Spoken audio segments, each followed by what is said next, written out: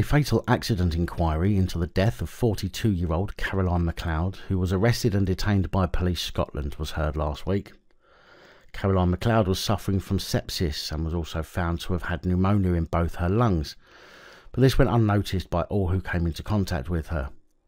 The fatal accident inquiry into the circumstances of the woman's death in September 2019 have now been detailed. She had been found standing outside a common close, Glasgow, wearing just her pyjamas and a coat.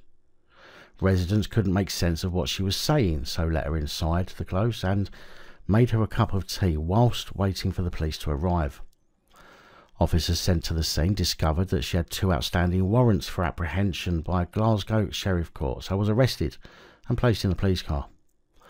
As we keep saying, police are not there to help you. No matter what they say, they are always there to find you guilty of something. Responding officers described her as confused, unkempt and possibly under the influence, but didn't believe she needed medical treatment. That must be based on their countless hours of medical training then. She was first taken to Baird Street Police Station, where she denied having taken any drugs or alcohol and was able to walk, talk and answer questions. A sergeant deemed Caroline to be high risk and should be seen by a medical professional. However, this was missed by the second sergeant at Govan Police Office, where she was later transferred. Before her case was called at Glasgow Sheriff Court, a worker noticed that her breathing had changed. She then disclosed that she had COPD and had not taken her medicine for a few days. A judge remanded Caroline in custody, and she was later checked over by a nurse after she became paler.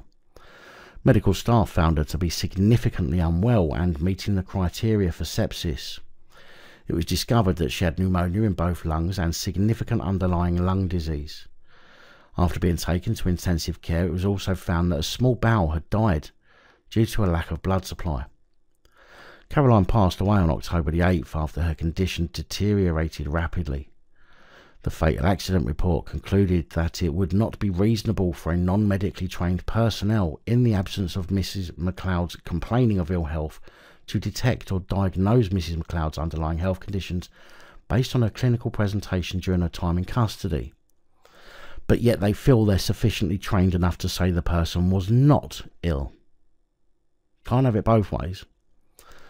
Findings by a Dr. O'Keefe concluded that if she had been seen by a healthcare professional whilst in custody and sent to hospital at an earlier stage, this would not have prevented her death. Maybe not, but at least she could have died with a little dignity and possibly medication for any pain. It was found that there is confusion amongst Police Scotland staff as to who is actually responsible for contacting a healthcare professional in a situation where a person in custody is assessed as required to see one, but is then transferred from a custody suite in one police office to a custody suite in another police office. Or maybe you should keep them where they are until they get seen by a healthcare professional, you fuckwits. It is also found that the marker placed on a person's custody record and displayed on the Police Scotland custody whiteboard screen indicating the person in custody requires to be seen by a healthcare professional may not be sufficiently clear and obvious. So after nearly 200 years, police still can't even get the basics right. Big thank you to channel supporters, especially these guys. Your support is truly appreciated. Don't forget to like, share, comment and subscribe. Let me know your thoughts, as I know many of you will. And until next time, stay safe, look after each other, film the police and other officials.